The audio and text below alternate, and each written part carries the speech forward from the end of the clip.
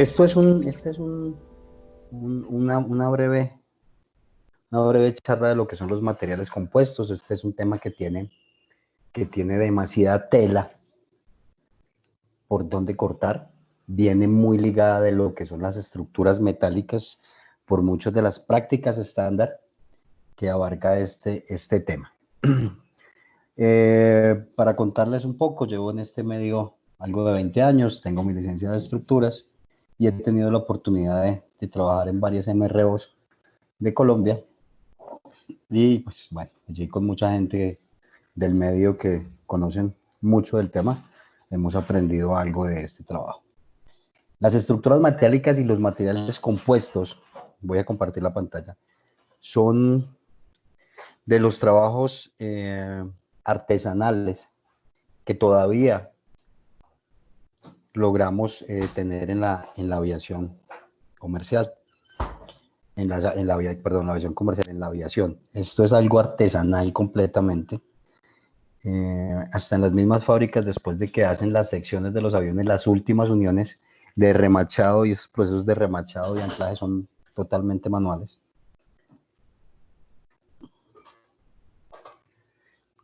¿Ya está la presentación, compañeros? Sí, señor. Bueno. Correcto. Entonces este tema les decía que es un tema muy, muy artesanal. Las estructuras metálicas y sus reparaciones, la instalación de los remaches, como son sus tipos de remaches, que están llevados en tres grandes grupos, que son los remaches sólidos, unos remaches llamados Hilux o por algunos fabricantes es drywall, y unos remaches ciegos o especiales que son los determinados Cherry Max. Todo este tipo de reparaciones con este tipo de sujetadores en la aviación son artesanales. El corte de las láminas para las reparaciones, para hacer los dobler o los filler, el doblado de la lámina, el estampado, el abocardado y todas las otras procesos estándar que hay, como los llamados freeze plug, los llamados flat pinning, el cold working y una serie de procesos que los encontramos normalmente en el ATA 51 de las estructuras metálicas en prácticas estándar. O tenemos las circulares, la 431B, que nos da las prácticas estándar en estructuras metálicas. Como vamos a hablar de materiales compuestos, este material compuesto, como lo vamos a ver, es para muchas industrias. En este momento lo estamos trabajando, o lo están trabajando en la industria automotriz, ¿cierto? Entonces ya ustedes ven que hace mucho tiempo la Fórmula 1 maneja la fibra de carbono, ¿cierto? Vemos que ya hay muchos carros de alta gama que tienen este tipo de fibras. Tenemos el Kevlar, por ejemplo, que lo están manejando en los chalecos antibalas. Obviamente en la industria militar tenemos mucho de este trabajo. En los deportes ya entonces están las raquetas, por ejemplo, de fibra de vidrio. Tenemos los palos de golf de fibra de carbono, perdón. Y así, esta técnica de trabajar con materiales compuestos, pues se está apoderando de muchas de las industrias. ¿Por qué? Por su maleabilidad, ¿cierto? Por su facilidad de crear formas que el metal tiene dificultad. En el metal tenemos que fundirlo, estamparlo, para poder hacer ciertas formas con estas fibras de carbono en sus procesos, y con estas fibras de vidrio, fibras de aramid en sus procesos, es mucho más fácil de crear grandes superficies con diferentes formas. Para empezar esto, vamos a hablar un poco de lo que es la historia de esto, desde dónde vienen los materiales compuestos. Vamos a hablar un poquito de esta carreta que es algo que conocíamos nosotros, que si le ponemos algo de sentido, todo el tiempo nosotros estamos manejando ese tipo de compósitos o de compuestos, de materiales compuestos. Si alguien tiene una pregunta de lo que vayamos hablando, con mucho gusto, vamos a tratar de llevarlo con diferentes temas. Vamos a ver la historia, un poco de la historia, vamos a ver qué son los materiales compuestos y vamos a aprender qué tipos de estructuras hay en materiales compuestos. Vamos a ver cómo se compone un material compuesto, ¿cierto? Qué tipos de técnicas hay para reparación, qué tipos de estructuras hay, y pues esto lo vamos a enfocar en lo que nos atañe en esta industria, en la aviación. Vamos a mirar qué partes del avión son en materiales compuestos, ¿cierto? Vamos a mirar los tipos de daños, vamos a mirar los tipos de inspecciones y vamos a mirar los tipos de reparaciones. Para esto vamos a ver unos par de videitos para que nos vayan aclarando la idea. Este tipo de charla y sobre todo esta experticia de las estructuras y del composite, darlo virtual, pues me estoy acomodando porque tiene mucho ejemplo, por lo que les digo que es algo muy artesanal. Bueno, normalmente en la historia del hombre pues siempre ha tenido materiales compuestos. ¿Qué es un material compuesto? Es una matriz, una resina, que tiene unas fibras o tiene, llamémoslo, unas estructuras de refuerzo que mezcladas con la resina van a dar una estructura. La madera es una estructura compuesta. Si vemos, por ejemplo, ahí hablan como de los huesos, ¿cierto? Vemos nuestro cuerpo humano, entonces tenemos los huesos y alrededor una carnosidad, donde la carnosidad sería la matriz y las fibras serían los huesos y dan un material compuesto rígido. Tenemos el caso de las casas antiguas que hacían los indígenas, que era, o en las casas de los campos, en el campo alcanzamos a ver todavía esas casas de guadua con barro. Eso es un material compuesto. Cuando vemos, todos hemos visto fabricar una casa, vemos tirar una placa, una plancha o una viga estructural. Vemos que en el centro hay unas barras de hierro, unas varillas, las cuales les aplican un concreto y crean un material compuesto muy resistente. Básicamente eso es lo que es el material compuesto. Es la mezcla entre una resina o una base o una matriz y unos filamentos de refuerzo. Si es el concreto será el acero, si es una pared de guadua como la que estamos hablando serían las guaduas, por ejemplo, en fin. Esa es básicamente la idea de lo que es un material compuesto para no ir más allá. En compuestos avanzados, ¿cierto? Entonces vimos y partamos de que tenemos una matriz y tenemos unos refuerzos. Tenemos unas resinas, hay unas epóxicas y unas fenólicas y hay unas termoplásticas, ¿sí? Y los refuerzos vamos a tener unas fibras de alta dureza, ¿cierto? Que tienen unos módulos de fibras contenidos. Las que más se utilizan y las comerciales en este momento son las fibras de carbono, las fibras de aramid y las fibras de vidrio. En la industria se utilizan, todos tenemos carro, todos hemos ido a la Valladera si estamos en Medellín o por allá en Bogotá el 7 de agosto, donde estemos, y vemos la gente que trabaja con fibras. Lo que ellos hacen es cortar las fibras de vidrio, aplicarles una resina y las van pegando y luego las pulen. Básicamente ese es el trabajo de trabajar un material de compuestos. Ya en el proceso industrial, si estamos hablando de aviación, pues va a tener una serie de requerimientos por manual y de procedimientos los cuales hay que cumplir siempre para que nuestras reparaciones queden siempre retomando su rigidez o su comportamiento estructural de la parte afectada.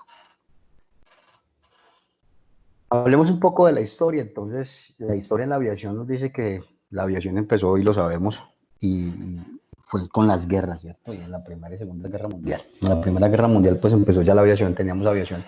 Pero la aviación, nuestro fuselaje estaba hecho en tela, y a esa tela le echaban un dope, ¿cierto? Embebían esta tela, y tenía unas forjas en madera. Tenía el fuselaje era en madera, y las cuadernas eran en madera.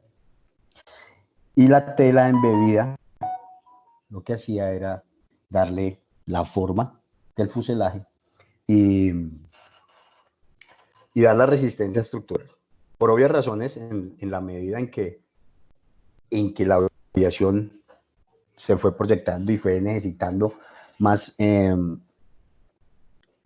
fue requiriendo, y ella misma fue avanzando y fue requiriendo más empuje, y los motores fueron siendo más grandes y con más propulsión, pues por obvias razones se necesitó mejorar este esfuerzo estructural que que nos ofrecían las telas. Entonces empezaron a meterse ya con los fuselajes. Entonces tuvimos fuselajes reticulados, ¿cierto? Empezamos a utilizar el acero. Tuvimos fuselajes monocasco, que eran ya en aluminio. El aluminio fue una gran ayuda para la aviación, ¿cierto? Era liviano. Y el peso y la relación de peso-combustible en la aviación siempre va a ser predominante. A mayor peso, mayor combustible, menos rentabilidad. En ese proceso entonces entramos con los fuselajes monocasco, donde eran unas chapas muy gruesas, con unas cuadernas, unos mamparos, pero igual era todavía muy pesado. Luego se vino un fuselaje que era ese fuselaje monocasco, donde ustedes pueden ver que tiene unas chapas o una piel con unos formadores, pero las chapas eran de un grosor considerable y el peso del avión pues, era mayor. Se adelantó y ya en la evolución de la aviación pasamos a un fuselaje semi-monocasco en el cual redujeron el peso de la chapa o de la piel que recubría el avión, ¿cierto? En aviación le llamamos la skin, la piel. Imagino, no sé si todos estarán ya estudiando aviación o habría alguien nuevo, pero la piel del avión, ¿cierto? La skin, el fuselaje. Redujeron el espesor y le añadieron unos formadores y unos stringer, los cuales redujeron el peso, ¿cierto? Y aumentaron la resistencia estructural. Pero en ese proceso de la aviación también llegó el tema del mantenimiento. Todo es un conjunto en la aviación y el mantenimiento genera que hayan unas inspecciones cada cantidad de tiempo. Entonces hay unos servicios diarios, unos semanales, mensuales y unos anuales.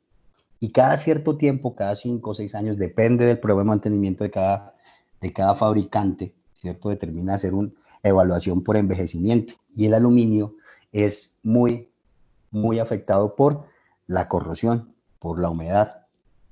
Y esos mantenimientos empiezan a volverse costosos, ¿cierto? La vejez del avión y la vida útil del avión empieza a cortarse cuando tenemos ya el tiempo y cuando el avión empieza a entrar en años.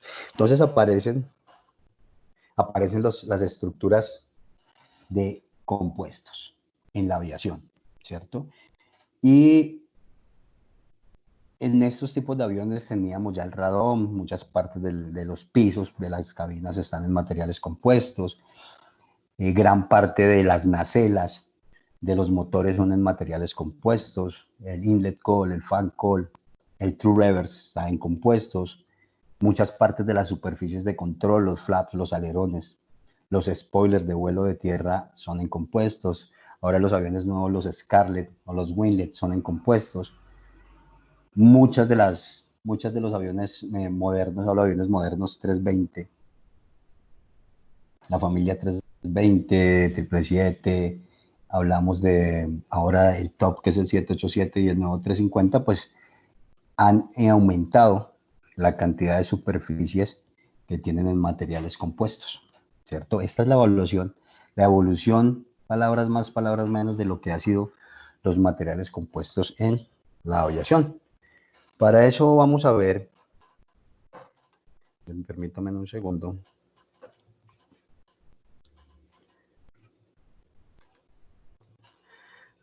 ¿Alguna pregunta hasta ahí? ¿Alguna duda? ¿O estamos tranquilos con los términos que hemos venido hablando hasta el momento? Asumo que el silencio es que sí. Muchachos, señores, ¿me copian? Sí, señor, todo bien hasta ahora. Bueno, muchas gracias.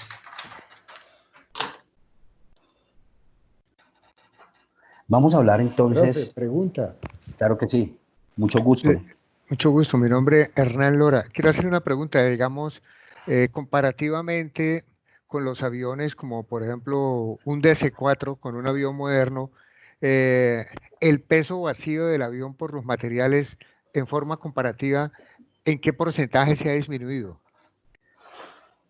Con un DC-4 sería muy difícil hacerle yo la comparación porque es un avión, no es tan grande si lo comparamos con un 757 o con un 767. Si hablamos de, por ejemplo, los aviones comerciales, que son los que más han tenido impacto con con los temas de los compuestos. Si vemos, por ejemplo, un 707 o un DC8, o si llegamos a entrar a un 727 y lo que vino después 737, las primeras generaciones, podemos comparar un A300 también. Tenemos los 757 o el bombardero grande que hay, que es el 767. Si comparamos esos aviones donde ya muchas partes, por ejemplo los pisos y muchas de las superficies de control tenían ya las primeras partes de composite, llegamos a ver y lo comparamos con un A320, lo comparamos con un A330, donde por ejemplo las vigas de los estabilizadores ya son en fibra de carbono. En el Boeing 767 y 757, 727, 737, las primeras generaciones, eran todavía vigas hechas en aluminio. Y ya pasamos a un 340 o pasamos a un 777 o un 380, a un 787 o un 350, donde ya podemos decir que un 70 o 80% del avión está con materiales compuestos, el fuselaje hecho de material compuesto de un 787 y el 350. Pensaría que el gran avance de los compuestos y para dónde vamos ya están las cartas tiradas sobre la mesa. Sigue siendo artesanal, los procedimientos siguen artesanales, tenemos que seguir taladrando, tenemos que seguir puliendo, tenemos que seguir cortando las pieles, tenemos que seguir haciendo vacíos, tenemos que seguir pesando resinas y pesando fibras si no tenemos el prepreg, que ya vamos a hablar de eso, cuando es un procedimiento wet ya un procedimiento de prepreg. Pero con ese tipo de aviones sí el incremento del material compuesto ha sido muy, muy fuerte. ¿Clara más o menos tu pregunta? Sí, correcto. Bueno, Finalmente, con respecto a la seguridad, digamos, ha aumentado también, digamos, hay pruebas significativas de que estos nuevos materiales benefician la seguridad de las aeronaves. totalmente, totalmente. El 767 777 le hicieron un estudio, le hacen un estudio y a ellos determinan que después de hacer, más o menos hicieron 560, 580 aviones entregados en más de 10 años. Y no ha sido necesario, ellos tienen un estudio donde no ha sido necesario reemplazar ningún componente estructural fabricado con materiales compuestos. Y estos tipos de aviones, estos tipos de materiales son resistentes a todos los esfuerzos que hace el Joe, el Jab, todos los esfuerzos que tiene el avión cuando va a volar, el pitch. Y los videos que todos tenemos en la red cuando vemos que los soportan muchas gravedades y diversas gravedades. Hasta el momento, comparativamente, en tema de esfuerzos y de seguridad, ha sido más beneficioso el material compuesto. Por ejemplo, el aluminio toca hacerle un envejecimiento, hacerle un corrosion prevention, que es un programa de envejecimiento que le hacen al aluminio, y muchos de esos aviones han salido del mercado, el 727, por ejemplo. Una de las modificaciones era cambiar de la primera sección de nariz todos los remaches avellanados por unos remaches universales y ampliarle el diámetro. Obviamente todos sabemos que eso va a incrementar el drag y nos va a ser más costoso. Pero por ejemplo vemos todavía 320 clásicos que ya llevan 20 años volando, o 18 años volando, y los aviones están intactos. Entonces, los compuestos estructuralmente han dado la talla. Hasta el momento han dado la talla. No hay evidencia alguna, pues, de que tengamos fallas estructurales, o hasta el momento no ha habido una falla estructural que se desprenda del fuselaje una parte de material compuesto. No lo hacen, y por su misma composición estructural, no es fácil que lo den o que lo tengan, lo evidencien. Si vamos a hablar, por ejemplo, de una rajadura en una rajadura en material de aluminio, en una aleación de aluminio, en un fuselaje, la rajadura, si no la percibimos, si no hay una inspección y si no se detecta, ella sigue la rajadura y puede crear un daño, una ruptura.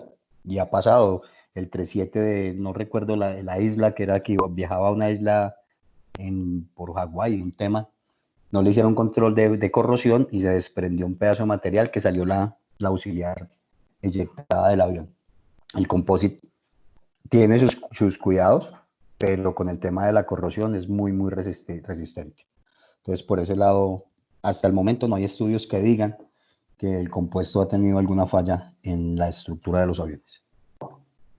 Ahora, esos compuestos están en ciertas superficies en la gran mayoría de los aviones. Nos están sorprendiendo es con el 787 y el 350, donde gran parte del fuselaje es en fibra de carbono. Ellos son los que nos van a dar el termómetro de decir realmente cómo nos va a ir con este tipo de material.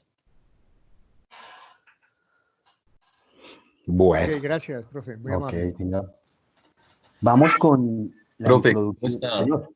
Muy buena tarde, Jorge, tarde. ¿cómo está? Le habla Leonardo Mesa. Leonardo, ¿cómo estás? Bien. Qué pena le hago una preguntita. Lo que pasa es que me llama la atención que hace un accidente que se presentó en un helicóptero, un Super Puma, por el tema de material compuesto en uno de los rotores de cola. No sé si ha visto o conoce acerca de ese accidente. Le comento No. brevemente. Sí. Lo que pasa es que por Lightning Strike, o sea, golpeó un rayo y lo que hizo fue explotar porque se puso a prueba, en bancos de prueba, y fue que colisionó un rayo en el rotor de cola. Entonces, se generó, digamos, cierta preocupación por las aeronaves de material compuesto en caso de que llegue a colisionar un rayo, porque se volvería a presentar un incidente, un accidente como estos, porque pues hasta el día de hoy ningún rayo pues ha, digamos, creado un accidente tan grave en un avión comercial, un ejemplo. Y más que la tendencia, como se venía hablando ahorita, pues de que las nuevas aeronaves con mayor porcentaje de este material. Entonces quería saber si de pronto conocía o actualmente se conocen nuevas tecnologías con mejoras, teniendo en cuenta que si llega a colisionar un rayo se puede volver a presentar ese caso. Tendría que mirar, muy buena pregunta. Tendríamos que mirar lo que me comentes. Qué pena que el tiempo también es muy corto. Es si cuando impactó en el rotor de cola como tal, en las hélices pues del rotor de cola, y lo identificaron, no fue cuando estaba volando que lo impactó y lo rompió. Fue volando. Y lo impactó y lo rompió. Sí, o sea, lo que hizo fue concentrar la energía porque no tenía dónde Sí. liberarla y lo que hizo fue estallar la pala del rotor de cola. Sí, bueno. Ahí sí es un tema que tienen que analizar si el tipo de estructura tiene las suficientes descargadoras estáticas para dispersar y absorber este tipo de rayos, ¿cierto? En la aviación, por ejemplo, comercial, en los aviones estos jet, en Bogotá y en Río Negro somos supremamente propicios para recibir rayos. De hecho, las empresas que empezaron a traer Airbus en ese tiempo, AVA y estos señores de IVA Colombia, consultaron mucho a Airbus porque decían que por qué se generaba tanto impacto de rayo. ¿Sí? El impacto de rayo en los materiales compuestos lo quema, pero no hay una rayadura, no hay una rajadura. Hasta los que yo he visto, los que yo conozco y las superficies que yo he visto que son impactadas. Pero por el fenómeno de la jaula de Faraday y por todas las descargadoras estáticas que tienen, muchas veces se revienta. Muchas veces un rayo impacta 5 o 6 veces, o 15 veces, o 16 veces en el mismo fuselaje del avión. Que hay un procedimiento por allá en el ATA 5, cuando tiene un impacto de rayo, donde se le pregunta al piloto, después de que reporta si las pantallas le flasharon, hacer pruebas de comunicaciones, si hubo un power-up de los computadores, y luego hacer una inspección total. Y muchos de esos impactos de rayos, sobre todo en compuestos, y en la parte metálica también, Airbus, como fabricante y con su software de estrés y de fatiga, determinan que les pueden dar 50 o 100 ciclos para hacer una reparación temporal o una reparación definitiva. Entonces, ya tocaría mirar con lupa el efecto que tuvo en este material compuesto, o si fue la tan mala suerte que el rayo fue supremamente fuerte que lo impactó y dio completamente en el diseño de ese rotor, que están expuestos a unos esfuerzos supremamente grandes. Por ahí sería el tema. pero pues no, ese ejemplo no lo conozco. De lo que conozco de composite y lo que los grandes fabricantes de aviones pues tienen es eso. Y nunca hemos visto pues, o nunca he visto en lo que me ha tocado ver que haya una rajadura en este tipo de materiales. De hecho, las superficies, que ya vamos a ver cómo son, cuando se rompen, si fuera de aluminio, toca reparar inmediatamente. Aquí podemos tener una afectación grande del core, del honeycomb de la piel y del honeycomb, y el mismo fabricante nos permite volar con cinta de alta. Por eso es que la gente del común, cuando se monta un avión y ve un pedazo de cinta, una sección de cinta de alta, de speed tape, en una parte del avión, se escandaliza y dice, esto se va a romper y esto se va a caer. Obviamente ya tuvo una consulta en el manual de reparaciones estructurales donde permite por cierta cantidad de tiempo poder tener ese tipo de split tape en materiales compuestos para poder volar. Bueno. Profe, Profe, muchas gracias por sacarme de la duda y sí, o sea, de hecho, pues tiene que ver con un tema de helicópteros y pues le comparto si algo, de pronto si lo tengo ahorita el link para que de pronto lo vea ahí por el chat. Mil, De mil y pronto mil eso le gracias. sirve. No, para nada. Mil gracias. profe, me gustaría de pronto hacer una intervención respecto a la pregunta que hizo ahorita el profesor Antonio Hernán Lora. Tengo aquí un gráfico, si usted me permite Por decirle más o supuesto. menos la proporción de una comparación entre un 777-200 y unos 787, acerca pues de lo de las fibras y los materiales compuestos. Claro, bienvenido. Mil gracias. Mira, en el 777-200 encontramos que un 70% de la composición de la estructura era 70% aluminio, 7% acero, 6% titanio, 7% fibra de carbono, 3% fibra de vidrio y 7% misceláneos. Cuando hablamos de misceláneos, pues podemos hablar de otros componentes. En el 787 hablamos de que el 53% de la estructura es de fibra de carbono, 21% es aluminio, 8% es acero, 12% es titanio y 3% es fibra de vidrio y otro 3% misceláneos. Entonces más o menos la comparación sería, cuando en el 777-200 teníamos 70% de aluminio, en el 787 tenemos 53% de fibra de carbono, más o menos pues como para que tengan la proporción. Mil y mil gracias por la información. Eso es muchísimo, teniendo en cuenta que cuando hablan de esos porcentajes, los herrajes de los trenes de aterrizaje, por ejemplo, y toda esa zona es supremamente robusta y es hecha en ese tipo de materiales. Estamos hablando de que es es un avión o sea, con mucho material compuesto. Qué locura. Esto es un tema que... Y este tipo de profesión, el que tiene este manejo del compuesto puede también trabajar en otro tipo en cualquier tipo de industria que maneje materiales compuestos porque los procedimientos son iguales, siendo más, ¿cómo es la palabra? Siendo más restrictivos en la aviación. En la aviación hay el protocolo completo que voy a tratar de mostrárselos en esta presentación. Bueno, vamos a entrar un poco entonces a ver algo de la introducción, que era lo que estábamos viendo ahora. Hablamos de esto, hablamos de las matrices, que básicamente un material compuesto está diseñado por una matriz o una resina y unas fibras. Eso es lo que básicamente nos va a formar un material compuesto. Vemos nuestro avión, vimos las partes de un avión donde nos estaba dando el compañero la explicación. Este es un 330, donde el fuselaje de este 330 es en aluminio, pero todas las partes que están en amarillo son en materiales compuestos. Teniendo en cuenta que este 330 tiene un tanque de combustible en el estabilizador horizontal, ¿no? Vimos eso por allí. Las matrices. Entonces aquí tenemos unas matrices, ¿cierto?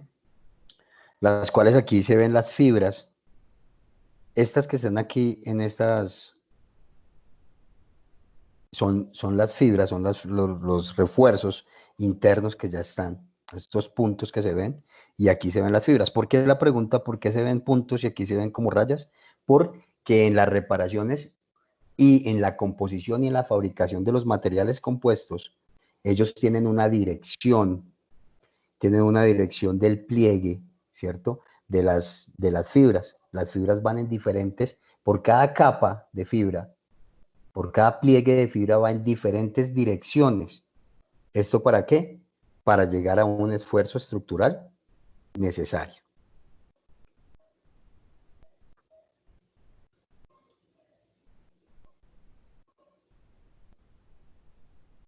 Las matrices, entonces, ellas son las que nos van a transferir las cargas, nos van a mantener la parte geométrica de la superficie. Les hablaba que tenemos la posibilidad de hacer superficies más grandes, los belly firing, por ejemplo, que son superficies muy grandes y son muy curvas. Me acuerdo que yo trabajé en 707 y 718, donde las puertas de los trenes de aterrizaje eran en aluminio. Entonces tenían varias reparaciones para poder dar estas curvas, varias hileras de remaches para poderlas dar estas curvas y estas formas. Haciéndolo con materiales de compuestos, no, hacen una estructura tipo sándwich y hacen las compuertas ya completamente de un gran tamaño, las del 767, 777, 87. 380 las hacen en fibra ya, en material compuesto, entonces esa es una de las funciones y de las ventajas. También las resinas, es importante, que son las matrices, pues, las cargas, el nivel de cargas, la compatibilidad de las fibras, ¿cierto? Es importante saber qué tipo de resina va con qué tipo de fibra. ¿Y quién nos determina eso? Eso nos lo determina el fabricante. El fabricante donde nos dice que para cada tipo de estructura va a tener un parte número de resina con un parte número de fibra, y ahí esa fibra va a tener cuántos hilos van cosidas, de qué espesor es, qué tipo de fibra, etcétera. Las condiciones químicas, los requerimientos de toxicidad y de fuego, los costos. Una de las desventajas de los materiales compuestos, pues, es el costo. Hay unas termoplásticas, ¿cierto? Estas termoplásticas, esos PEC, PES, PI, eso quiere decir que son poliéter, éter, cetona. Son los nombres que tienen ahí para este tipo de matrices. Profe, perdón, Señor. ¿podría repetir cuál es la desventaja del material compuesto que se cortó en ese momento? Ya vamos a verlo por separado, pero una de las desventajas del material compuesto es el costo. Estas reparaciones son costosas porque las resinas hay que tenerlas en un espacio de humedad y de temperatura controlada.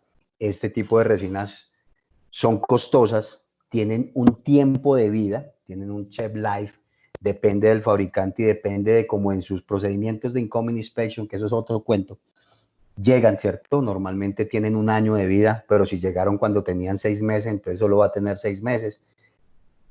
Y van a una nevera. Si en 6 meses yo no tuve que utilizar ese tipo de resina especial para una reparación, no la utilicé, se terminaron los 6 meses y le hacen scrap y las botan. Y estas cuando son resinas, pero cuando son fibras preimpregnadas, que ya viene la resina impregnada en ella y se cumple su tiempo, y si no se utilizó en todo el año, hay que botarla a la basura completa. Y eso vale un billete larguísimo. Entonces ese tipo de reparaciones son costosas. Esa es una de las desventajas de ellos. Estamos hablando de que las matrices hay unas termoplásticas, esto le estaba diciendo que son poliéster, ¿cierto? Poliéster, éter, ketón, este es sulfano, etcétera, ¿cierto? Son termoplásticos. Y los thermosetting que tienen un tiempo de cura, entonces hay unas epóxicas que son bismaleimides o poleimides, ¿cierto? Que son para estructuras, para aplicaciones estructurales, y las fenólicas, que son para interiores de la cabina, lo mismo que las termoplásticas. Entonces, lo que nos están diciendo hasta ahora es que esos son los tipos de resinas que tenemos, que son orgánicas. Básicamente es eso. No hemos hablado de las fibras todavía. Vamos a hablar de las fibras. Entonces, estas son las fibras que tenemos, ¿cierto? Ellas vienen, tenemos fibra de carbono, tenemos fibra de aramid, ¿cierto? Tenemos fibra de vidrio, que es muy común que lo utilicemos. Ellas tienen diferentes espesores, ¿cierto? Ellas normalmente en un taller de composites, los que no han conocido, en un taller de compuestos, tienen una parte, le dicen cuarto de pulido o cuarto sucio, es donde uno lleva la superficie después de que la removió o el componente iba a pulir, y va a tener un traje especial, y va a tener unos protectores, una careta full face, unos guantes, vamos a tener unas pulidoras orbitales para poder pulir donde se encuentra el daño, que ya vamos a ver algo de los daños, y poder llegar a las capas, quitar las capas de pintura y poder llegar a las primeras fibras de vidrio o de fibras de carbono y a poder evaluar el daño. Después de que hacemos el pulimiento y encontramos el daño, vamos a limpiar muy bien para poderlo ingresar a un cuarto limpio. Y en este cuarto limpio todos los procedimientos siempre van a ser de limpieza, vamos a tener guantes, no vamos a permitir que haya grasa, no vamos a dejar que se engrasen las superficies, porque si no tengo una asepsia indicada cuando yo mezcle estas resinas y embeba las fibras, o si tengo prepreg y las corte y haga el vacío y ponga la temperatura y el hot bonder, que es la máquina que nos da temperatura y nos da un vacío calculado, o tengo mi máquina de vacío manual. Si no hay una asepsia, la grasa no va a permitir que nos pegue, y cuando hagamos la inspección como el tap test, vamos a encontrar daños de laminaciones. Se puede despegar la estructura. Entonces la asepsia es muy importante. Y normalmente en el cuarto limpio vamos a tener los rollos de las fibras. Entonces son unos stand que tienen unos rollos así, porque así nos le venden las fibras, y tenemos la fibra de vidrio, la tipo E, la tipo S, tenemos la fibra de carbono en sus espesores, la fibra de aramid si la utilizamos, ¿cierto? Con unas líneas de urdimbre y el direction de los cortes, porque ahí nos va a decir y nos va a indicar el manual en qué pliegue y en qué dirección yo voy a estar utilizando y haciendo mi reparación. Todas las reparaciones que nosotros hagamos van a ir de acuerdo siempre al manual. El manual nos va a llevar de la mano y nos va a decir cómo realmente debemos utilizar, cuánta cantidad debemos utilizar y en qué dirección, cuánto tiempo de vacío y cuánto tiempo de temperatura. Bueno, el manual es el que nos indica. Tenemos las fibras o tenemos las fibras que vienen preimpregnadas. Entonces, vamos a ir conociendo que tenemos un procedimiento que es el well layout, que es el layout que lo vamos a ver, y tenemos un procedimiento que es el preimpregnado de las fibras. ¿Qué quiere decir? Que si yo voy a hacer un procedimiento well layout, cojo la resina, peso la fibra y peso la resina, hago el cómputo que me da el manual y de acuerdo a los pesos que me indique el tarro de la resina, pues los dos tarros físicos, verificando que esté todavía dentro del shelf life y todo el tema, y yo voy a impregnar la fibra, y después de que la impregne voy a cortar los pedazos para poder hacer mi reparación y aplicarle la temperatura y el vacío por un tiempo que está determinado por el manual. Eso es cuando es el procedimiento de wet layout, de impregnación, de humedecer la fibra. El otro procedimiento, que es el más costoso y el más caché, es cuando tenemos fibras preimpregnadas. Ya ellos vienen con la resina impregnada. Si han visto como las cintas doble faz, ellos vienen así, ya la fibra de carbono con la resina adentro, solo es cortar, ponerla encima, aplicarle temperatura y vacío y salió. Pero el costo es mucho mayor. Bueno, otros dos términos que vamos a tener claro. Entonces, los compuestos se dividen en una matriz o unas resinas con unas fibras. ¿Qué tipos de fibras tenemos? Fibra de carbono, fibra de aramid, fibra de vidrio. Las resinas depende de lo que el manual nos diga. Hay unas epoxi, hay una serie de partenúmeros que nos va a decir cuál. Dentro de esos dos, ya sabemos cómo es un compuesto, tenemos dos procedimientos para poder hacer un trabajo. O hacemos un well layout, que es una impregnación, o hacemos un prepreg. Hay otro procedimiento muy avanzado que es, después de tener la tela, se hace un vacío y se le pone una manguera con la resina y la resina lo impregna, pero este ya es para superficies muy grandes. Para reparaciones pequeñas, pues no valdría la pena hacer todo ese procedimiento. Normalmente nuestras reparaciones son muy pequeñas. Cuando hablamos de los talleres también, dentro del taller de materiales compuestos tengo una parte para pulir que tiene unos extractores de todo el pulimento que haga en las superficies, y tengo una parte limpia donde yo voy a tener allá mi nevera mi nevera con temperatura controlada, donde voy a tener mis resinas, mi nevera para el pre-preg, donde lo voy a hacer un control. Cada que utilizo la resina depende de la política de la compañía, y eso está por FAA. Hay que restarle un porcentaje del shelf life de vida a cada resina. Entonces eso se va a estar allá guardadito y todo completamente limpio. Vamos a tener grameras controladas y certificadas por calibración. Vamos a tener los utensilios que están limpios para hacer las mezclas de las resinas. Vamos a tener las tijeras. Vamos a tener una tijera para cortar fibra de vidrio, otra para cortar fibra de carbono, otra para cortar fibra de aramid. Voy a tener mi honeycomb.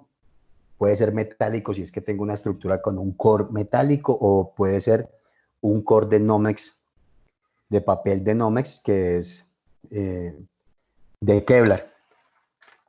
También voy a tener mi honeycomb ahí, todo completamente ordenado. Hasta ahí vamos ahora. Vamos a seguir viendo este tema. Vienen con diferentes espesores, ¿cierto? Diferentes espesores, las diferentes fibras. Las fibras van en diferentes direccionamientos. Tienen unas propiedades a la compresión, a la dureza, al corte, a todos. Tienen que tener una compatibilidad con la resina, pero eso pues lo determina el manual.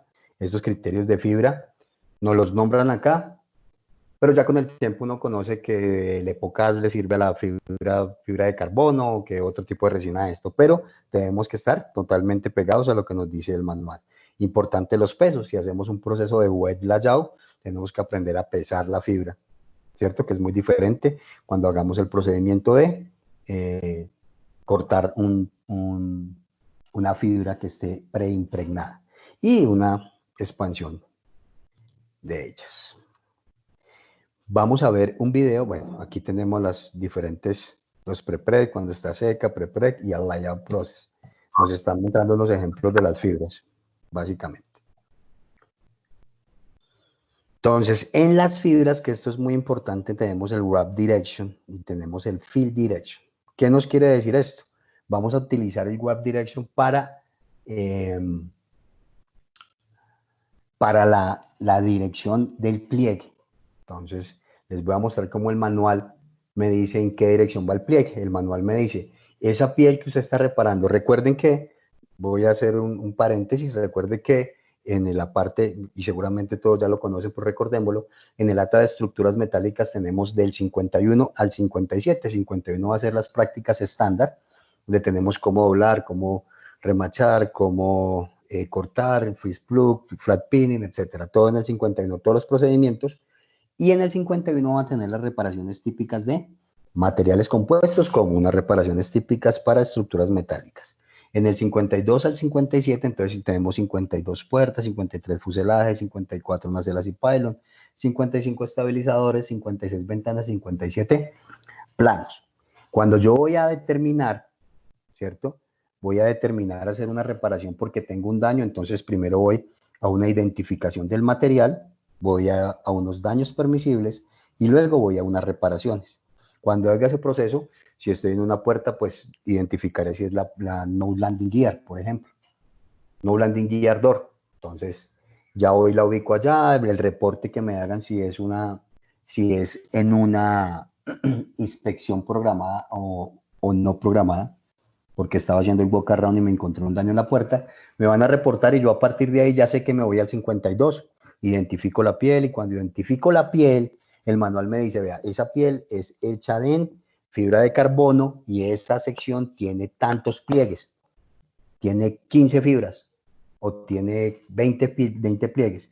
El pliegue número 1 de arriba hacia abajo está a 90 grados, el pliegue número 2 está a 45, el pliegue número 3 está a menos 45, el pliegue 4 va a 0, ¿me entienden? Cada pliegue va en diferente dirección. ¿Eso para qué? Para poder conseguir una resistencia estructural ya conocida, ¿cierto? Y certificada por el fabricante, lo que les decía, con su software de estrés y de fatiga, ellos determinan ¿Y saben cuántas fibras hay en esa sección?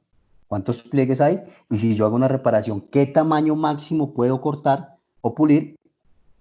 ¿Qué distancia puede haber entre daños para poder tener una restauración de los esfuerzos estructurales? ¿Claro hasta ahí o voy hablando muy rápido? Señores. Profe, claro, tengo una pregunta. Sí, señor. Esta fibra de carbono forjada, no sé si la conoces. Forjada. Sí, que utilizan en estos Lamborghini y todo eso. Pues dicen que supuestamente tiene más resistencia estructural. ¿Qué tan cierto es? Con el video que vamos a ver, vamos a determinar cómo se hacen las fibras de carbono. Especialmente busqué un video para la fibra de carbono. Depende del espesor de la fibra de carbono, ¿cierto? Depende del espesor de la fibra de carbono, de la resistencia que ellos quieran utilizar. Empiezan a unir pliegues, ¿cierto? Y ya vamos a entrar, para que ustedes se hagan una idea, por ejemplo, esas fibras que utilizan en los spoilers de los Lamborghinis o en los guardabarros, hay dos tipos de estructuras en materiales compuestos. Con esto nos adelantamos. No sé si les estoy tirando mucha información, pero los que lo conocen, pues ahí nos vamos viendo. En Composite, que ya lo vamos a ver, hay dos tipos de estructuras, que es importante conocerlo. La estructura monolítica y la estructura tipo sándwich. Estas estructuras monolíticas es la que son solo fibras pegadas y compactas. ¿Al espesor qué? Al espesor que usted le quiera dar, ¿cierto? Ellos ya determinan también, seguramente han hecho pruebas de gravedades de impacto y tienen todos sus cálculos para saber qué impacto pueden tener. De lo que sí estoy seguro es que debe ser la misma fibra de carbono y que no hay nada que soporte más esfuerzos estructurales que un avión de estos.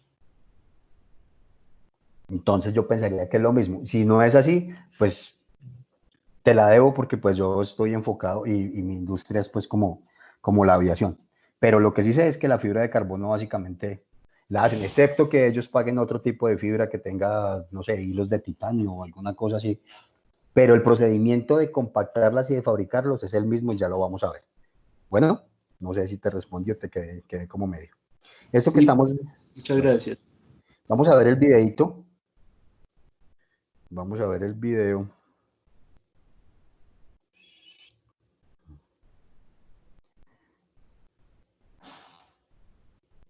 Que constituye la base de la propia vida. ¿Lo están escuchando ahí bien? Sí, señor. El 18% del cuerpo humano está formado por esta sustancia. Pero con un poco de creatividad, este elemento increíble se ha vuelto más versátil si cabe en forma de fibra. Es un material 5 veces más resistente que el acero, pero que pesa menos de la mitad. Y no, lo que acabo de decir no es imposible. El proceso comienza con una fibra plástica elaborada con miles de filamentos finísimos que se modifica químicamente para formar una cadena perfecta de átomos de carbono. Esta máquina enorme alinea docenas de fibras que a continuación pasan por un horno de oxidación. Un par de minutos a temperaturas de 250 grados consiguen que las fibras se unan con las moléculas de oxígeno del aire. Esto reorganiza la estructura atómica de la fibra y la hace más resistente al calor. A medida que las fibras se oxidan, se van volviendo negras y ya están listas para un proceso denominado carbonización. Los hornos calientan las fibras en una mezcla de gas libre de oxígeno que expulsa los átomos que no son de carbono y transforma los de carbono restantes en cristales estrechamente unidos. Estos se distribuyen por la fibra longitudinalmente y le confieren su resistencia. Las fibras pasan ahora por un baño de agua con carga eléctrica que raspa su superficie para prepararlas para absorber la resina. Entonces se aplica una capa de resina ligera que reforzará el vínculo químico de las fibras con la resina de moldeado, que es más densa. Las fibras se conocen en este paso como hilo de fibra de carbono, que puede tejerse para convertirlo en una tela o mezclarlo con resina y darle la forma deseada. Esta forma de fibra de carbono se conoce como pre-preg y son láminas impregnadas con resina listas para ser moldeadas.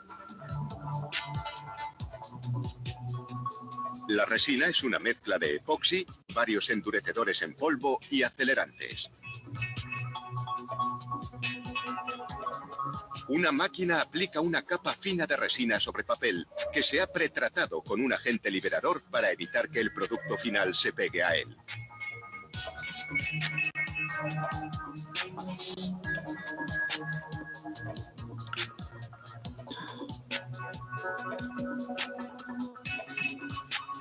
Otra máquina agrupa entre 200 y 300 hilos de fibra de carbono en una tira gigante de fibras llamada red.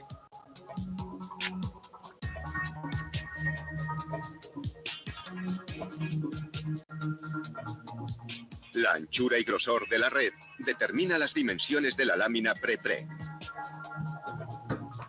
Se montan dos rollos de papel con resina en la máquina de impregnación. Una resistencia calienta la red para ayudarle a absorber la resina antes de emparedarla entre dos láminas de papel impregnado.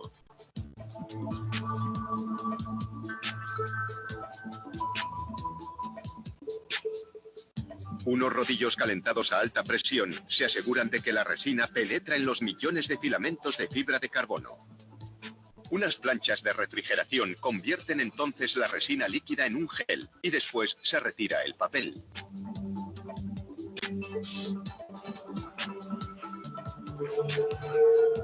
La parte superior de la lámina se cubre entonces con una película de poliéster. Esto impide que la lámina de fibra de carbono se pegue sobre sí misma al enrollarla sobre una bobina.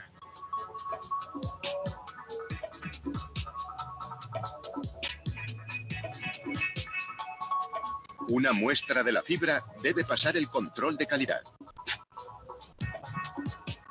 La muestra se pesa, se trata con productos químicos para eliminar la resina y se pesa de nuevo para comprobar que la relación fibra de carbono-resina es correcta. El laboratorio analiza también muestras del compuesto de resina de fibra de carbono. Para medir su resistencia a la tracción, el ordenador registra la fuerza que puede resistir antes de romperse. La fibra de carbono ya está lista para convertirse en productos que necesitan ser ligeros, duraderos y resistentes al calor. Desde turbinas eólicas a piezas para coches e incluso palos de golf. Y que demostrarán que este material está sin duda a la vanguardia de la ciencia. Gracias.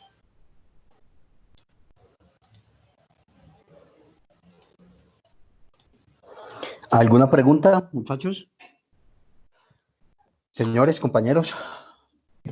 Profe, si nos podría dejar el link del video digamos, en los comentarios, sería muy bueno.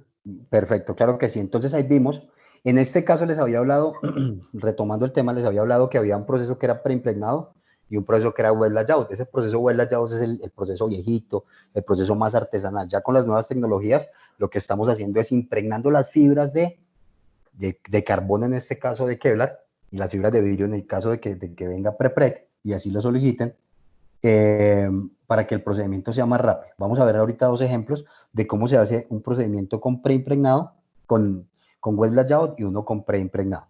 Bueno, pero aquí pues ya nos hicimos una idea de cómo viene la fibra, y de dónde sacan este tipo de fibras.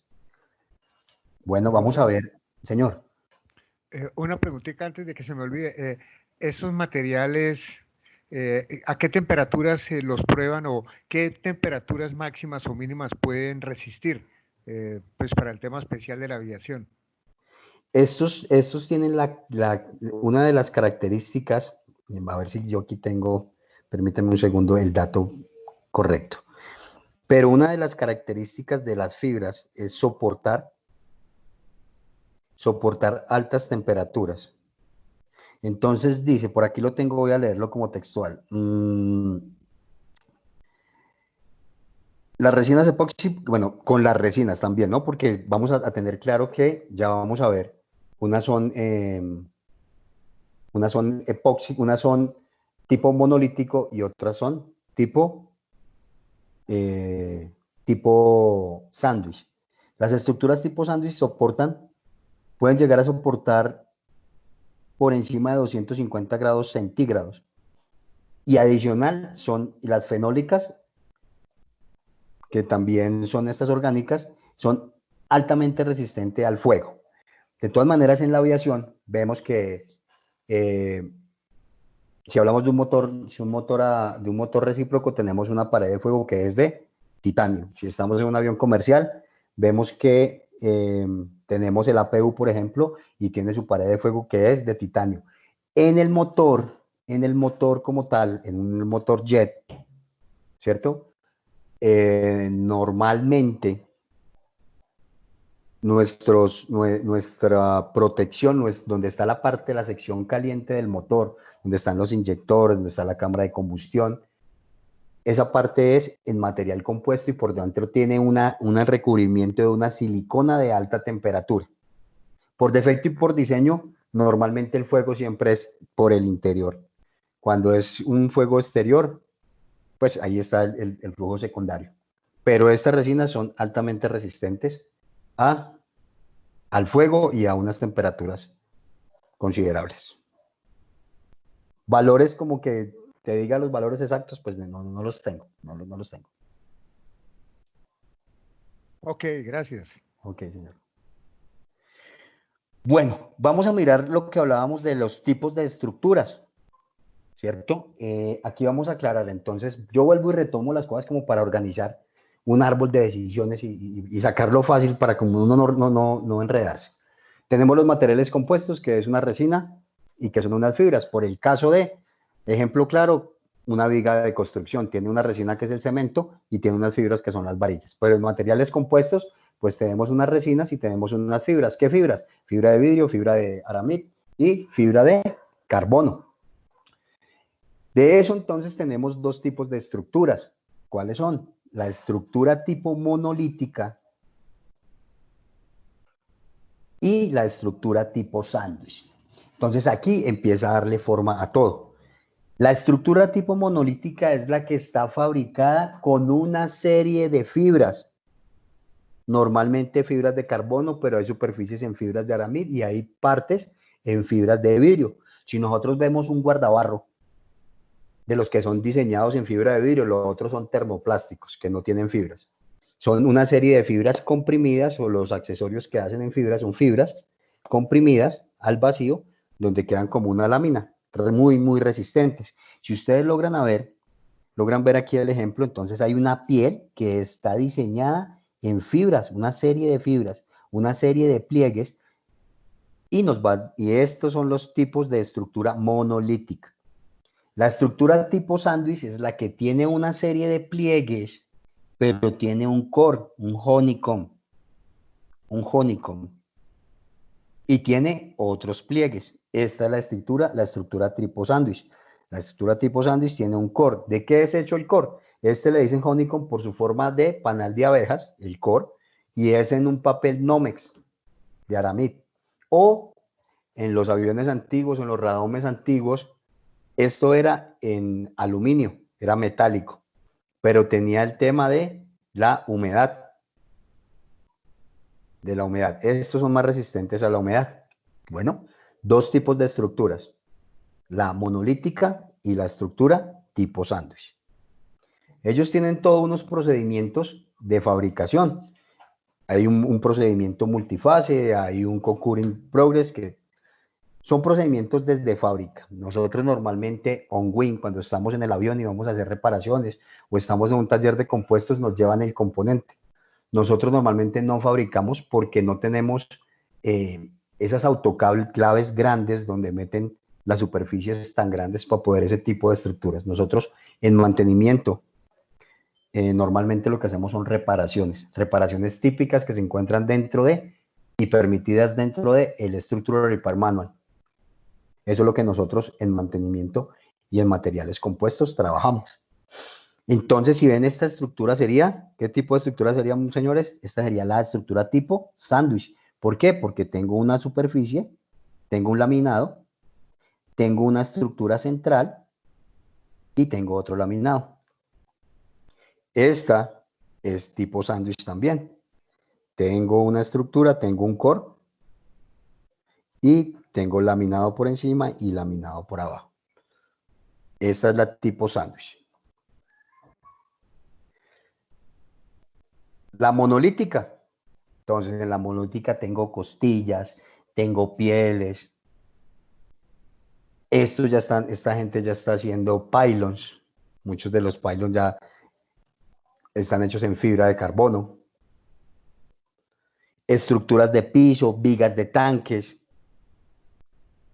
Todo lo que nosotros antes conocíamos como una viga. Recuerden que entonces hablábamos que era una viga tipo I, que tenía un perfil en T, y en la mitad tenía un alma que era en remate, que era en aluminio, y abajo tenía otra T, y de ahí se armaban y quedaban unas vigas estructurales tipo I remachadas. No, ahora están hechas en material compuesto, en fibras de carbono, en estructura monolítica. La gran diferencia es que el tipo sándwich tiene el core y el otro es totalmente solo la estructura. Miles de formas para fabricarlas, ¿cierto? Miles de formas para fabricarlas. Entonces aquí vemos que en nuestros aviones, antes esta era nuestra piel, este era nuestro formador, en aleaciones de aluminio, nuestro larguerillo. Aquí en este momento, vea, ya es completamente hecha en fibra de vidrio. Esto entonces es una estructura tipo monolítico. ¿Claro lo de la monolítico y el tipo sándwich? Bueno, supongo que sí. Claro, señor. Bueno. Alguien hablamos de las protecciones sobre las estructuras de composite. Entonces vamos a tener, hablábamos del tema de los lighting strike, aquí está. El lighting strike tiene sus protecciones contra la lluvia, hay una protección con la erosión, impactos de pájaros o golpes. El radón de este avión lo hicieron en fibras de cuarzo, que es un poco más resistente. Un poco no, es más resistente, obvio, es mucho más costoso. Pero ustedes saben que un animal a esa velocidad ha roto radones y se ha logrado entrar hasta la cabina, ha roto ventanas, entonces eso es un impacto muy tenaz y ellos tratan de minimizar el daño. También hay agresiones pues con los ground handling. Esos ground handling son lo más nocivo que hay, las escaleras, el carro del agua potable, el carro del wasted, los dortes para llevar las maletas. Ellos siempre golpean el avión, entonces contra eso también hay que tener. Y pues otro efecto que puede afectar el aeronave es las temperaturas de frío y caliente que tienen los planos. Saben que en la parte principal, en el leading edge, tenemos los slats y ahí van los ductos, los tubos Piccolo, de donde sale el aire que es generado por los motores para el tema del anti-ice.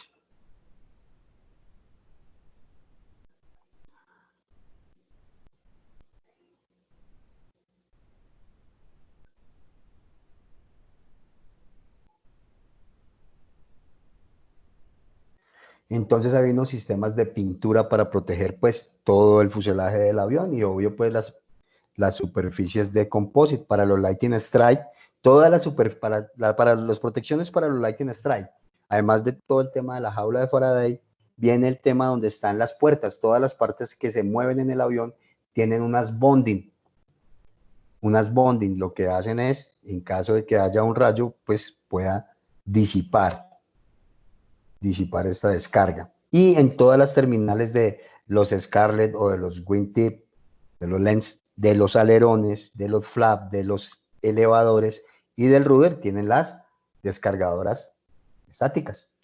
Cuando hay un rayo, normalmente uno de los efectos es, y la mejor forma de ir a saber si el avión fue afectado, es cuando uno ve una descargadora de estas floreada porque no queda nada, es pelucada completamente.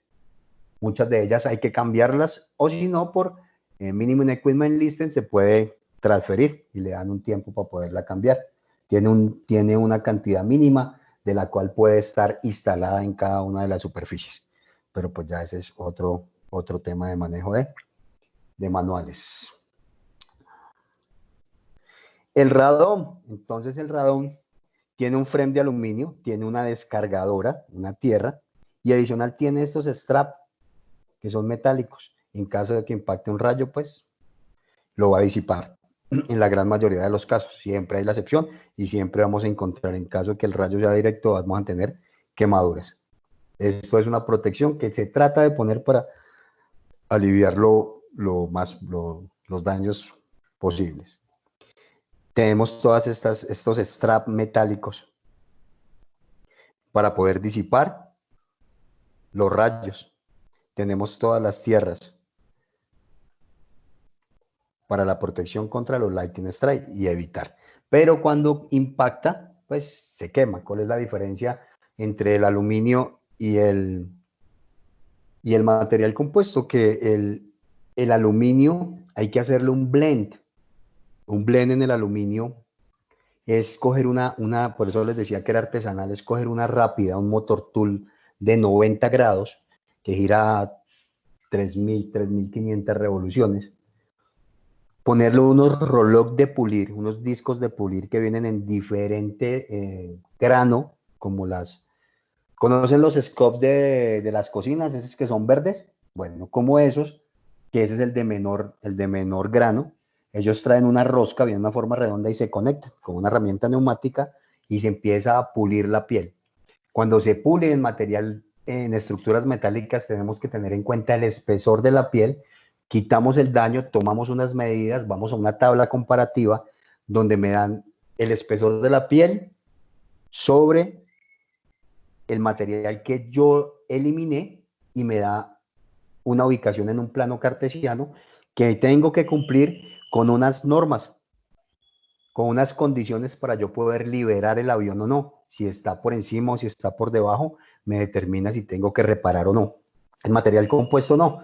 Puede que el manual me dé una temporal y me diga, contrólelo, porque todo lo controlan todos los diferidos, como los ítem MEL y esto es otro tipo de diferido, se controla por tiempo, ¿cierto? Ya sea por horas de vuelo, por ciclos de vuelo,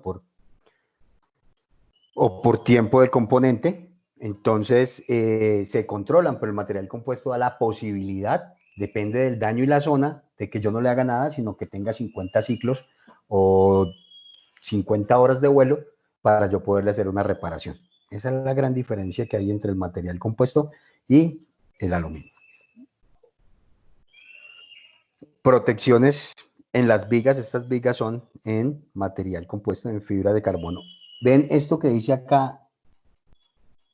CFRP, Charlie Foxtrot Romeo Papa Spar.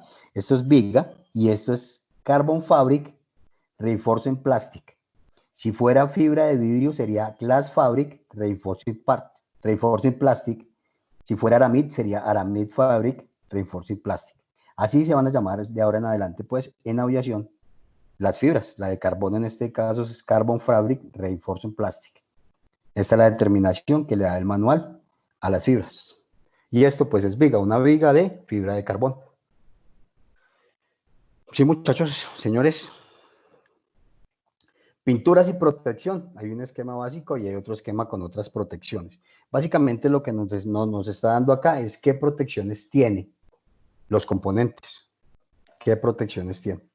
Una serie de pinturas, un filler, un primer, una pintura antierosión y la pintura de la parte superior donde está el diseño.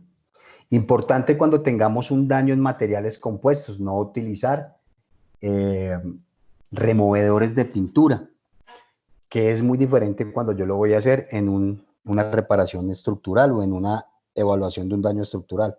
Una evaluación de un daño estructural en aluminio, yo le aplico el removedor, me lo recomienda el manual, para verificar que no es un daño negligible y para empezar a pulir desde la piel en cero, ¿cierto? Para no empezar a pulir y no tener una vista general de la parte del daño. Le puedo aplicar removedor. Ustedes saben que ese removedor es altamente peligroso para la salud, se pueden quemar, tienen que tener protección. Se utiliza la cinta, el speed tape para ponerlo alrededor, o si no viene la gente, si hay un departamento de pintura lo aplicará.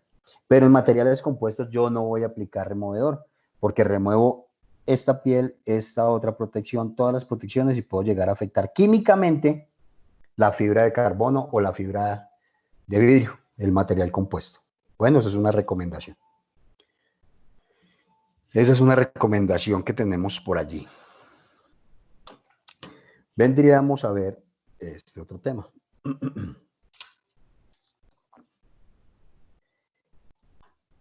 Vamos a retomar hasta este momento. Entonces, vamos a dejar, ya sabemos que es material compuesto, fibras y resinas.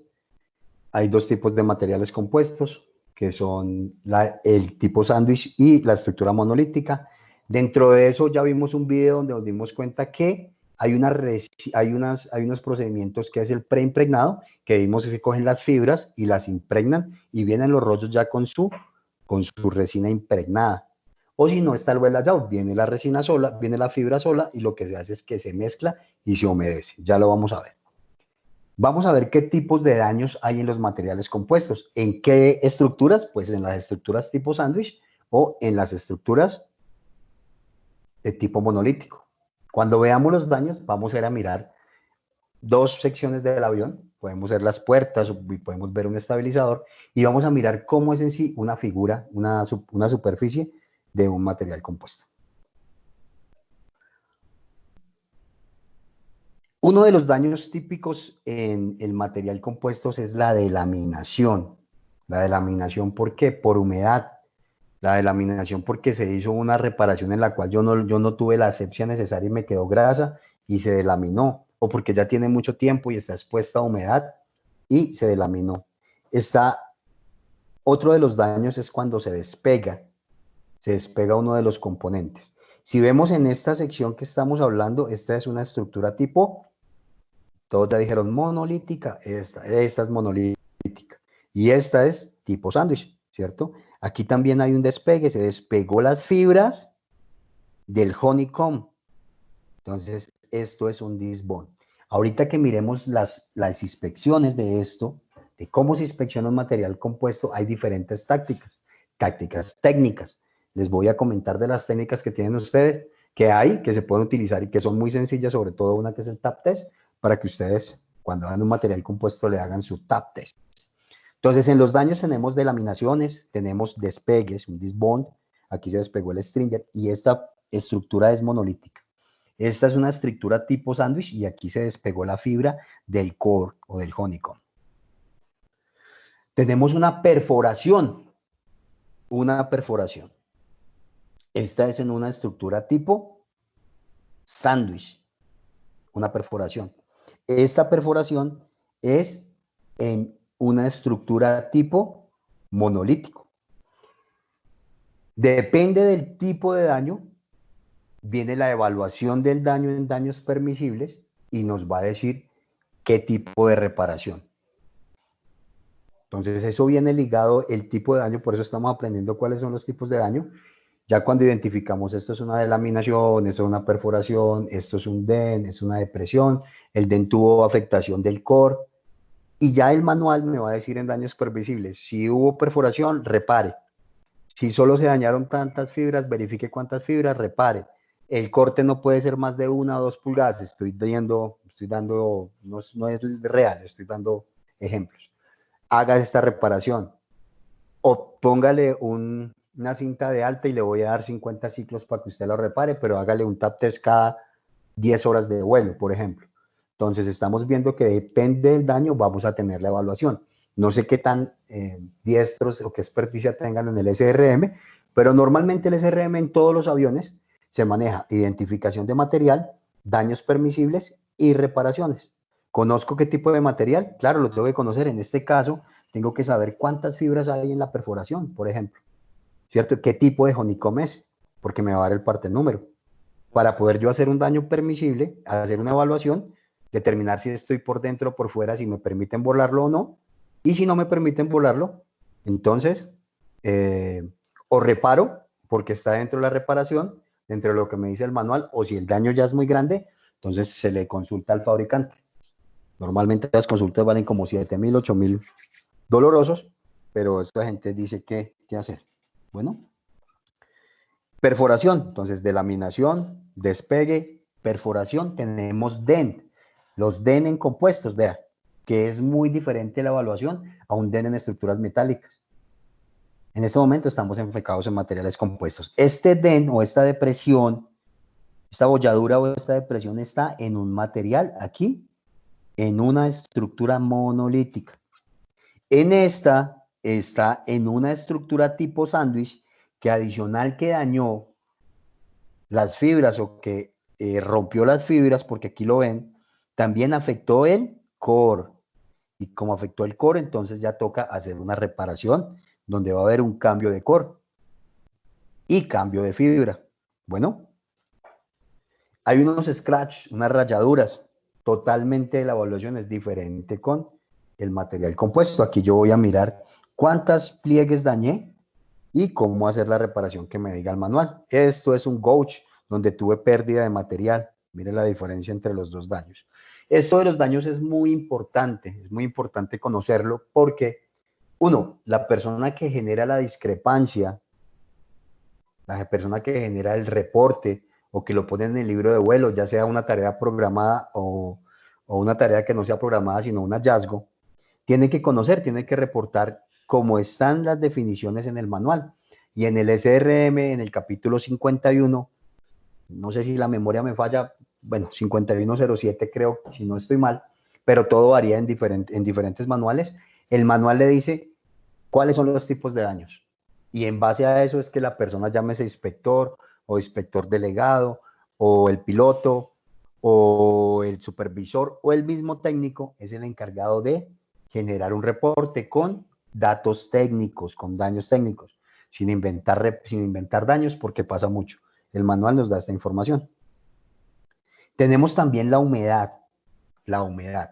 Puede que yo tenga un disbond, o puede que haya una perforación, o puede que la pintura no pegó en algún lado y esto se va a llenar de agua.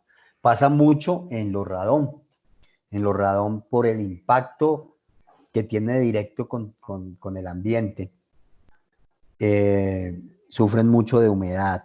Y para esto, pues, tenemos las inspecciones que se le hacen a los materiales compuestos, como se le hacen a todo el avión, dentro de un programa de mantenimiento diseñado por el fabricante del avión. Tenemos la abrasión, entonces vemos que aquí se perdió la pintura. Esto es muy típico. Esto pasa mucho. Esa abrasión puede ser porque escurre el fluido hidráulico, porque está escurriendo químico, por el impacto del aire, porque la pintura no quedó de buena calidad, o ya por el desgaste normal, ¿cierto? Hay una abrasión. Cuando perdemos la capa de pintura no hay problema, pero ya empezamos a perder una de las fibras, entonces hay que pulir. Les decía que como tip y como recordatorio es nunca aplicar removedor químico a los materiales compuestos. A los materiales compuestos tenemos las quemaduras por lightning strike, vean, aquí está. Se queman las fibras, La reparación aquí es pulir, ¿cierto? Y cambiar las fibras que se vieron afectadas. Si fuera en estructuras metálicas, tocaría remover, hacer un blend out que tuviera una suavidad aerodinámica y dejarlo así. Aquí se cambian las fibras y se ponen fibras de nuevo y vuelve y se reconstruye la estructura. Esa es la ventaja que tiene el material compuesto en temas de reparación. Yo pulo, conozco el tipo de fibra que voy a aplicar con el tipo de resina, ya sea en el proceso wet layout o en el proceso pre-preg, hago la reparación, ya vamos a ver una reparación, y vuelvo a restaurar la estructura completamente. Si fuera en estructura metálica, yo tengo que pulir y lo que hago es que remuevo el daño para que no me queden vértices, para no tener esfuerzos estructurales, sino hago un blend, una suavidad aerodinámica para que el flujo laminar siga y no vamos a tener inconvenientes de drag y de esfuerzos estructurales. Pero la depresión en la estructura metálica ahí queda. Por eso es importante que el técnico que haga la evaluación sepa medir, sepa utilizar un micrómetro, sepa utilizar un profundímetro, sepa utilizar un pie de rey, sepa pasar de pulgadas a milésimas, si está trabajando en Airbus o en Boeing, en fin, eso es lo crítico de esto. Esto es una degradación química, seguramente por algún tipo de fluido, ¿cierto? Fluidos hidráulicos también, vean, empieza a dañar la pintura y con el tiempo, pues, puede llegar a afectar nuestra estructura de materiales compuestos. ¿Alguna pregunta hasta ahí, muchachos? Señores, Profe, una pregunta es que siempre me ha llamado la atención, ¿qué tan resistente es, digamos, estos materiales a los eventos de presurización y despresurización permanentes en los aviones? ¿Qué tanto aguantan estos materiales o si ellos se deforman con el tiempo? ¿O qué vida útil puede tener un fuselaje hecho de estos materiales? realmente esa respuesta es muy buena la pregunta. Realmente los fuselajes, y estamos hablando pues si son presurizadas, las presurizadas diarias que van a ser en un avión comercial y los más grandes, porque si hablamos de aviones militares, pues es otro tema, ¿no? Pero en esos aviones, lo que hablábamos ahorita que nos dieron la estadística, realmente los que más parte de fuselaje tienen ahorita es el 787 y el 350.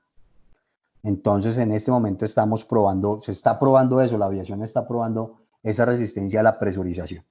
Pero lo que sí le puedo decir es que, por ejemplo, un 757 o un 767, y de ahí para atrás, el mismo DC-10, el mismo MD-11, el mamparo de presurización, donde están las válvulas de relief negativas que están en la parte de atrás, todos lo conocen, es un mamparo de presurización, esos mamparos de presurización son gigantes.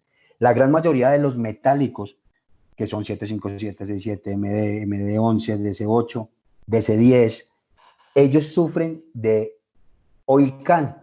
Oil can son aceiteras. ¿Qué es una aceitera? Muchos de los que conocen la aviación general, una aceitera es cuando uno toca la piel de un avión y la piel se va y suena como una aceitera. Es una aceitera. Se toca la piel y se va. Esos mamparos de presurización metálicos de aleación de aluminio sufren de esas aceiteras.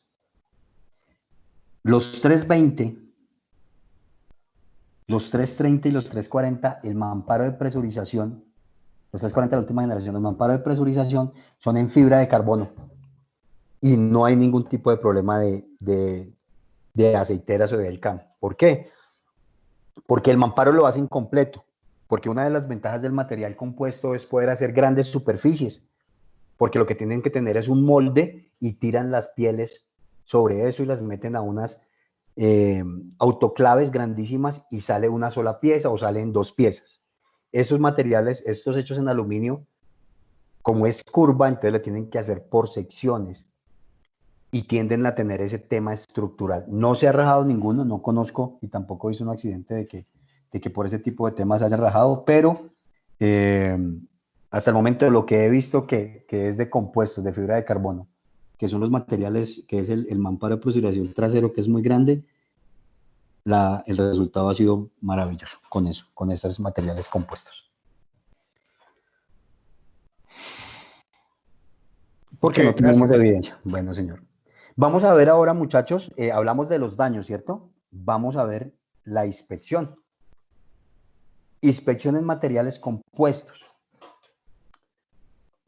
Esto es el día a día del trabajo en la aviación.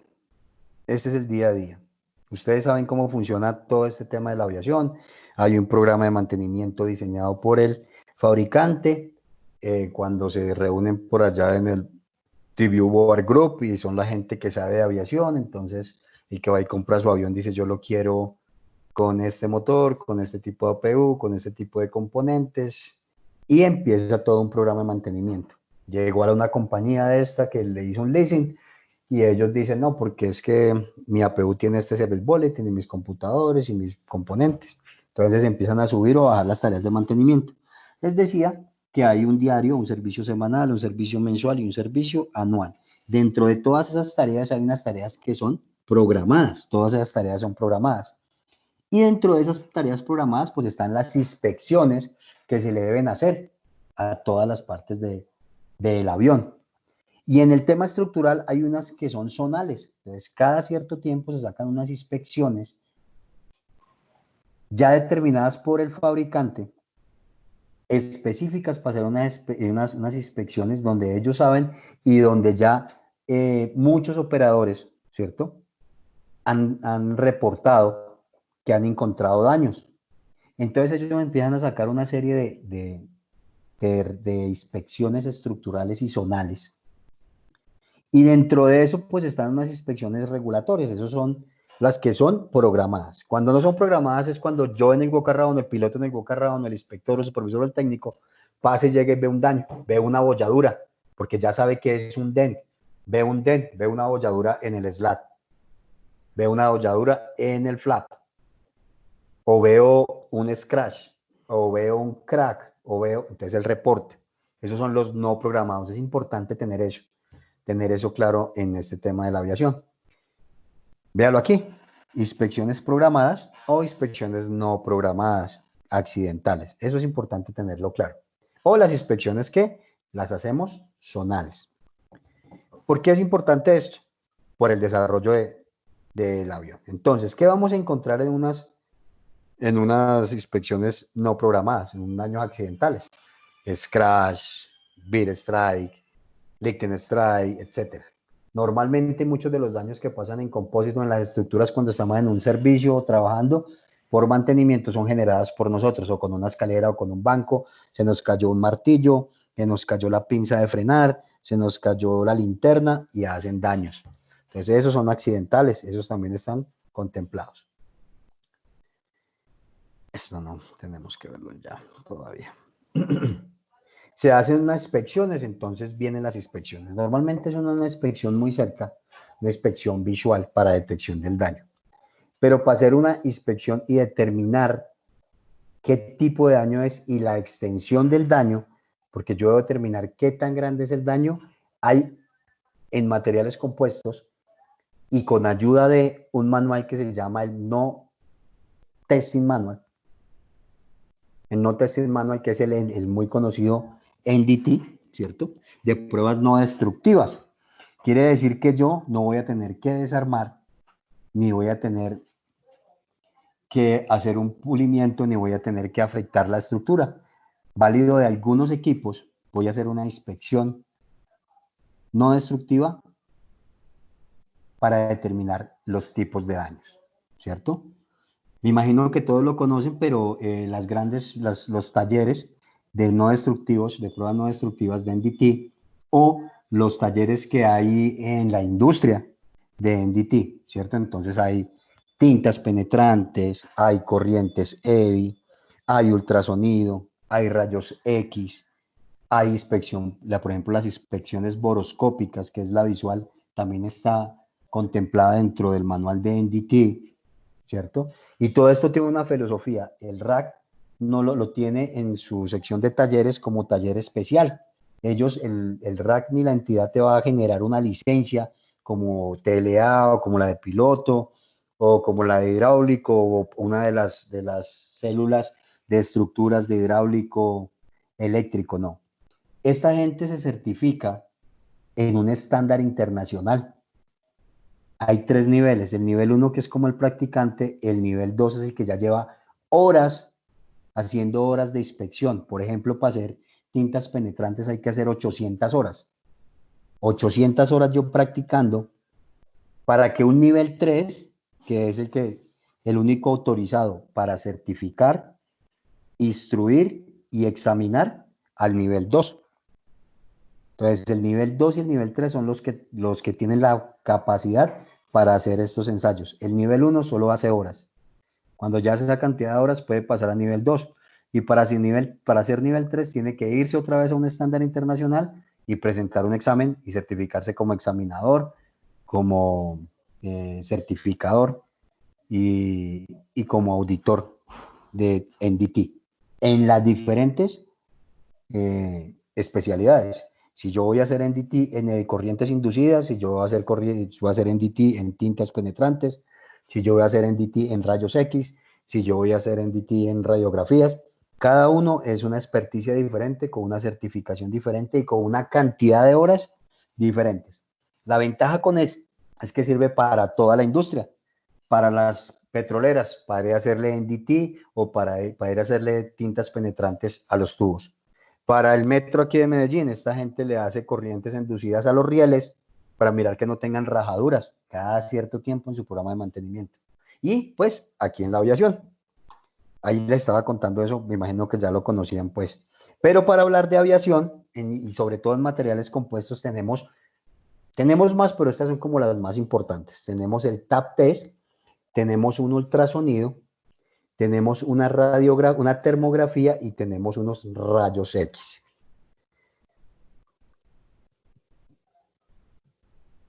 TAP test. Esta herramienta en esto, lo que vamos a buscar, ¿recuerdan los tipos de daños?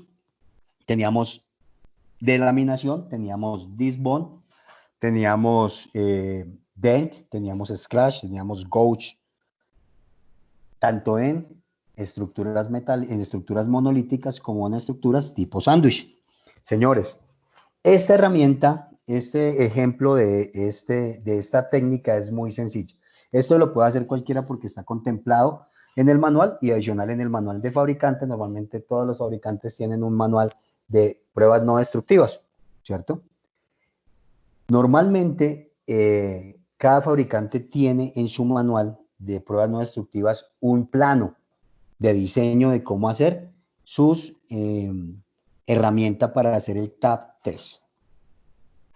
Y lo puede uno mandar a fabricar. Viene el plano con el tipo de material, cuánto debe pesar, todo el tema. Tanto Boeing, por ejemplo, o Airbus o Embraer, todos ellos lo tienen. Cuando va uno y tiene la oportunidad de ir a un cursito de composites por allá en Alteón o en Miami, con la gente de Airbus, pues ellos le pueden dar un souvenir y le dan una máquina, le dan una herramientica de estas o una moneda con un peso considerable que dice que para TAP test. ¿Cuál es la técnica del TAP test? Estoy buscando si hay una delaminación o estoy buscando si hay un despegue. Lo que yo hago es coger una superficie donde me manda a hacer la inspección o donde yo veo que hay una delaminación o la superficie se ve irregular, ¿cierto? Y empiezo a golpear con mi herramienta y el TAP test es puro oído y poner sentido común. Voy a tratar a ver si me cogen el ejemplo. Entonces, empiezo a hacer mi TAP test con mi herramienta.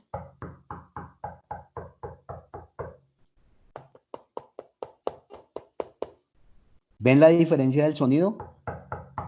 ¿O escuchan la diferencia del sonido? Cuando yo estoy haciendo el TAP test en la superficie, sí, señor. Yo voy haciendo mi TAP test y estoy escuchando sólido y siento que la superficie está sólida y de pronto entro en un área donde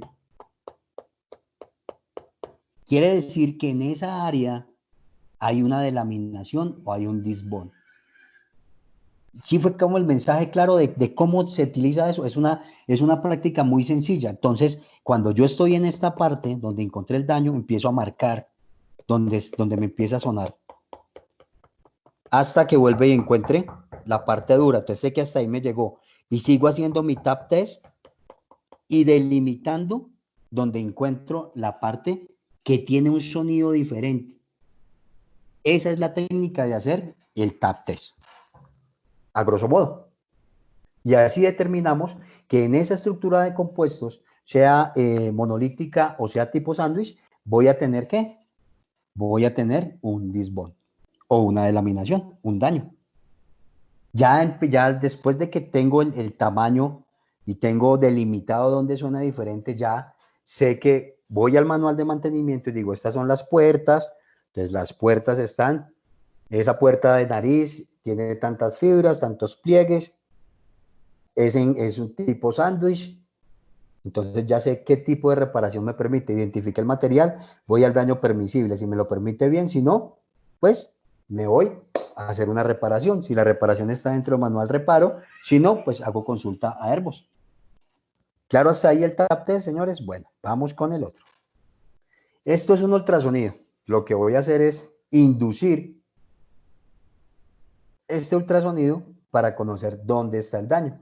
Esto lo calibran, ellos calibran estas herramientas. Hay unos templates, hay unas templates, bueno, ¿cómo es? Muchachos, ayúdenme. Template es unas placas de referencia, vamos a llamarlo así. Hay unas placas de referencia y se cambian, este tipo de boquilla se va a cambiar. ¿Cómo funciona esto? ¿Todos han ido a una ecografía? Sí. Eso es una ecografía. Cambian estos pulsores, lo cuadran, lo programan y depende del espesor con el cual yo le hice el test y programé el ultrasonido. Cuando yo cambio de espesor voy a tener un pico. voy a tener un pico. Se le va a aplicar un gel también para que no se dañe, para que no se dañe el, para que no se dañe, para que no se dañe el palpador. Profe, pero estas son para estructuras monolíticas o también se puede para los tipos sándwich. Para el tipo sándwich, para monolíticas, para medir espesores, para buscar corrosión. Todo tiene una calibrada diferente, pero básicamente sirven para eso. Y aquí voy a delimitar el daño, ¿cierto? Lo que hice con el tap test, pues ahora lo estoy haciendo con el ultrasonido. Esta herramienta ya es un poquito más obsoleta, ya las herramientas son muy pequeñas, parecen los chances del baloto, las máquinas de hacer chance, son muy pequeñas, costosas, pero pues hacen la misma función. Los rayos X. El rayos X es normal como se hace un rayos X. Normalmente los que yo he estado presentes, porque esta técnica no la he trabajado, sí he trabajado tintas penetrantes, ultrasonido y eddy current. Se las toman esas placas a los ruder, por ejemplo, o los elevadores. Porque tener que bajar un elevador porque hay una sospecha de un daño cuando no está claro, o por envejecimiento, o porque el manual en su programa de mantenimiento le dice cada tanto tiempo usted me le va a hacer una placa de rayos X para mirar cómo está la estructura. Entonces hacen una placa igual que como se hace todo el mundo para afuera, ponen las cámaras y toman la impresión, ¿cierto? Rayos X, se maneja, el principio es el mismo.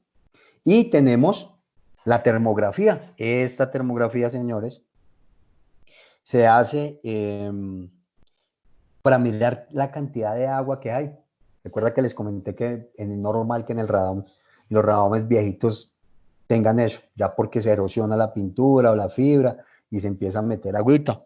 Entonces, con esta termografía miramos si hay agua, ¿cierto? ¿Cómo se seca ese agua? Se le ponen lámparas de temperatura para empezar a evaporarla y se va mirando hasta que el agua haya desaparecido con una cámara de rayos para la termografía.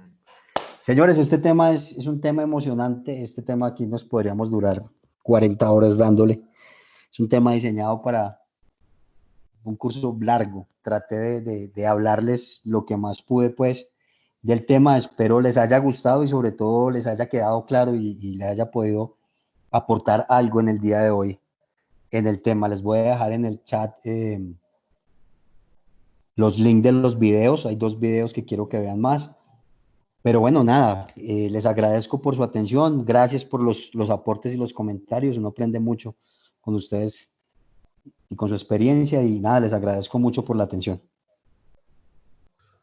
Profe, ¿le podría hacer otra pregunta? Sí, señor, cuénteme. Es que hace un tiempo yo escuché que estaban como planeando convertir los aviones como si fueran transparentes. Como el de la ¿Usted Mujer sabe Maravilla. ¿Sabe algo de ese tema o algo así? Como el de la Mujer Maravilla.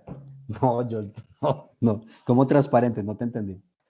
Como si de adentro de la cabina de pasajeros se pudiera ver como al exterior, como si todo el avión fuera una ventana. Un día escuché eso, para ver si de pronto sabría algo de ese tema. No, la verdad de ese tema no. Pues que yo conozca evidencia seria o una fuente seria que digan que eso puede llegar a pasar, no. Pues ni la gente esta que tiene tanto billete. O no sé, no conozco. Ahí yo quisiera aclarar algo. Hay un proyecto, pero no es que se haga transparente la cabina, sino es proyectar lo que se ve afuera. O sea, hay unas cámaras que toman la información de lo que hay afuera, o sea, en video, y las ponen o las transmiten como en pantallas flexibles dentro de la cabina. Entonces da la apariencia de que el avión es translúcido. Es eso. Bueno, Listo. Muchas gracias por la aclaración. Muchas gracias por la aclaración, señores. Muchísimas gracias y nada, que tengan buen día. Igualmente, profe Jorge, le agradezco y de todos modos ahí compartí el link de lo del video que me parece como interesante lo que le decía de los Lightning Strike. Y pues ya que somos colegas, pues ahí más adelante estaremos hablando, compartiendo material o lo que sea necesario. Claro, lo que necesiten con mucho gusto. Aquí estamos para lo que les pueda ayudar. Claro, profe, que esté muy bien. Gracias, profe. Muchas gracias, hasta luego. Que estén bien. Muchas Profesor, gracias. muchas gracias. Gracias Muy por interesante, muchas gracias. Muy Muchas rico. gracias.